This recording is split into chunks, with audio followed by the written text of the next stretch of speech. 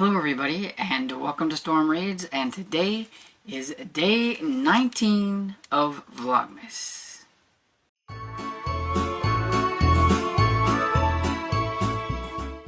Okay, so today is day 19 of Vlogmas, and along with the book you will get my thoughts on The Most Wonderful Crime of the Year by Ali Carter.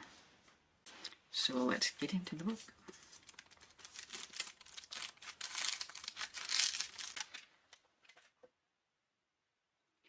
The book is Listening Woman by Tony Hillerman. This is the third book in the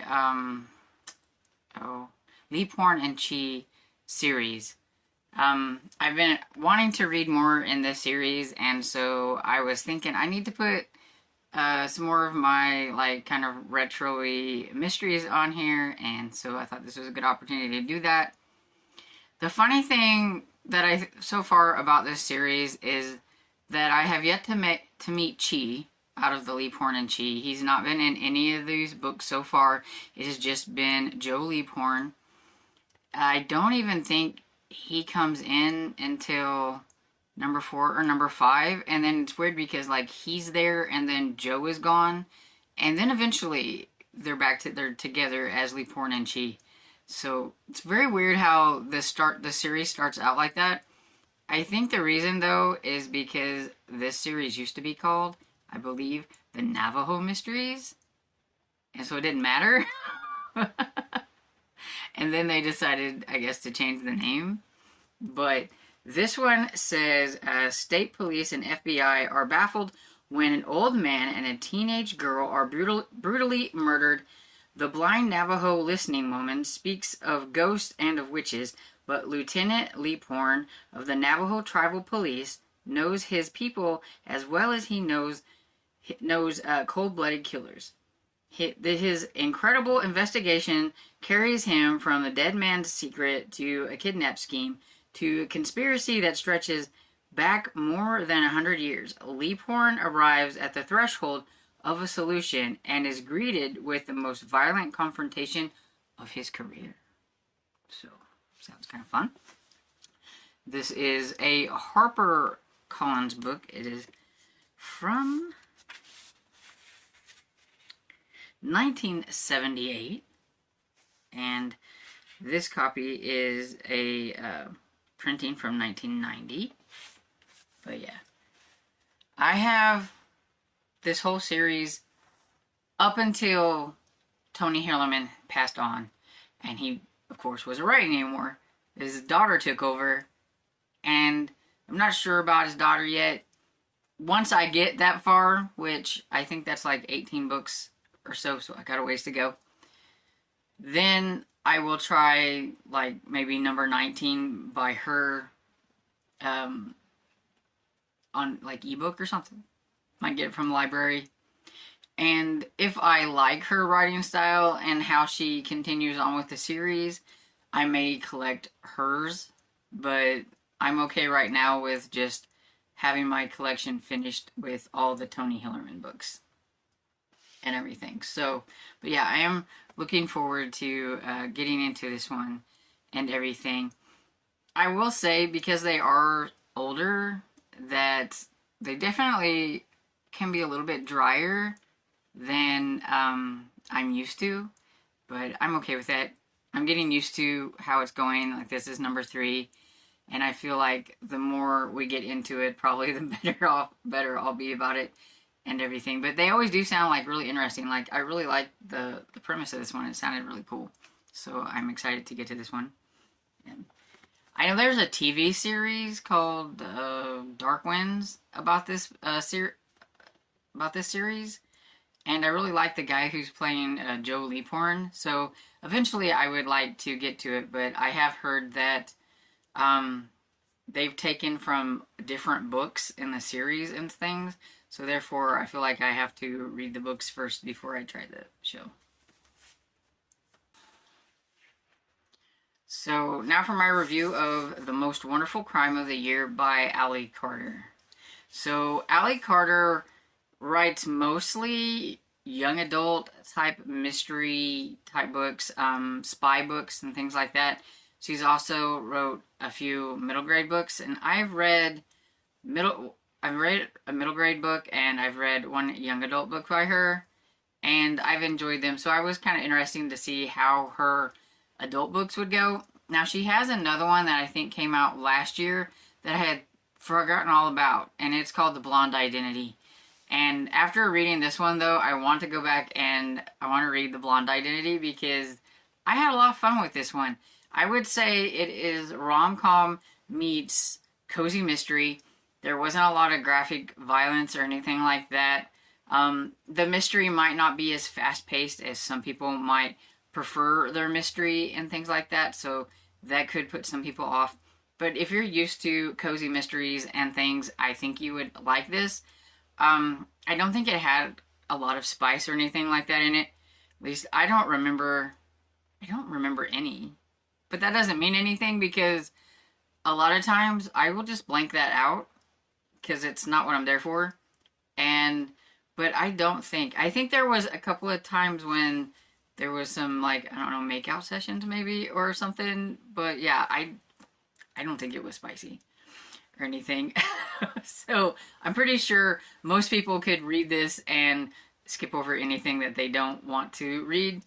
But I don't really remember. And it's just me. I have this really good ability to blank all that out. So I just don't remember.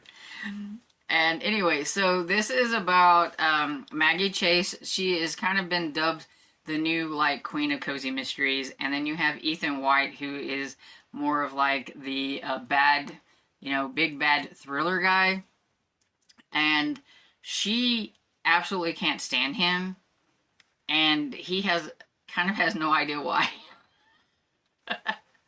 And you get kind of a back and forth in time and everything to get to eventually why it is that she doesn't like him and things like that and stuff like that. She's had kind of a bad go. Her husband ended up kind of messing around with her, like, best friend, and so now she's, divorced and everything, and no more best friend. And she really likes this one like big time mystery author, and I can't remember the lady's name, but she's probably like the queen of mysteries or whatever it is. And she gets invited to the lady's house for Christmas, and she has no idea why. Her editor or her publisher or whatever it is like, trust me, you're gonna want to go to this, and everything. And while she's on her way there, Ethan is on the airplane, and it's like, why is he here and everything? And then you find out that they're both invited to the same place. And not only are they invited, but there's another mystery guy who is invited. There's a policeman that was invited, and then some of her family are invited.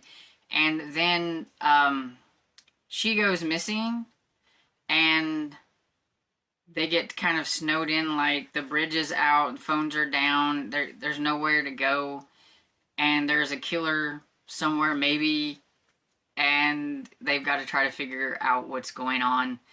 And in the process of trying to figure out what's going on, they have to spend a lot more time with each other, where she kind of realizes that Ethan's not quite as bad as she thought he was.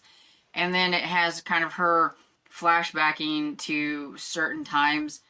Like this one time, one of the reasons why she absolutely hates his guts is because she overheard him saying something about her husband, leaving her.